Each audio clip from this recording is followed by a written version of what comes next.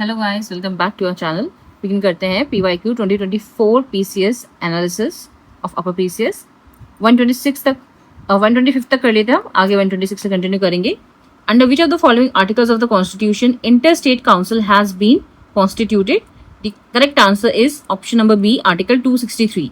Which of the following rights is not enjoyed by a British citizen residing in India? That is option number A, freedom of trade and profession is not enjoyed by the British citizen residing in India. B इसका correct answer नहीं है. The president has power to make regulations regarding the which of the following? That is the option number D, 1, 2 and 4. Dadar Nagar Haveli, Daman and Diu and Puducherry. Goa state है तो उसके अंदर नहीं आएगा वो.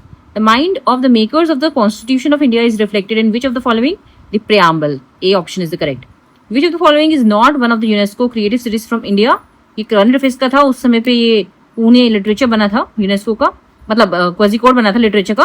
उसमें आपका वाराणसी ऑलरेडी था, चेन्नई ऑलरेडी था, क्वाजीकोड उस दिन उस साल लेटेस्ट एड ऑन हुआ था, लेकिन पुणे इसमें नहीं है, तो नॉट वन है आपका D option. 131. The chairman of Union Public Service Commission can be removed from his post by the president. Option number B. इसी का हिंदी वर्जन भी देख लेते हैं. 126.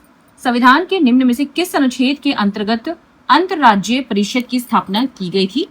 तो आपका करेक्ट आंसर है ऑप्शन नंबर बी, अनुच्छेद 263.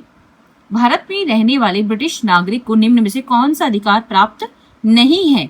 तो वह है ऑप्शन नंबर ए, व्यापार एवं व्यवसाय की स्वतंत्रता का अधिकार. 128. राष्ट्रपति के पास निम्न में से किन पर विनियम बनाने की शक्ति है?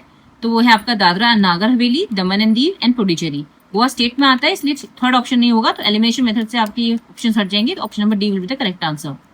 भारत के संविधान के निर्माताओं का मस्तिष्क निम्नलिखित में से किसमें परिलक्षित होता है? तो वो है प्रस्तावना. Option number A, that is preamble.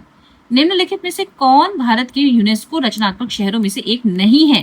तो डी ऑप्शन, पुणे जो है इसमें नहीं है, जो कि साहित्य से रिलेटेड है, ये गलत है. और 131. संघ लोक सेवा आयोग के अध्यक्ष को निम्नलिखित में से किसके द्वारा पद से हटाया जा सकता है? तो वो है बी ऑप्शन, राष्ट्रपति द्वारा. राष्ट्रपति के द्वारा ही यूपीएससी के जो चेयरमैन है उनको उनके पद से हटाया जा सकता है. तो ये थे हमारे PYQ analysis in both the Hindi and English version of the 2024 PCS for the upcoming 2026 upper PCS prelims examination. और अन्य आपके जो अदर स्टेट भी है वहां के लिए भी ये इंपॉर्टेंट रेलिवेंट होने वाले हैं. I hope this video and content is useful for you, is helpful for you. If it is, then share it with other aspirants and follow for more such details. Thank you.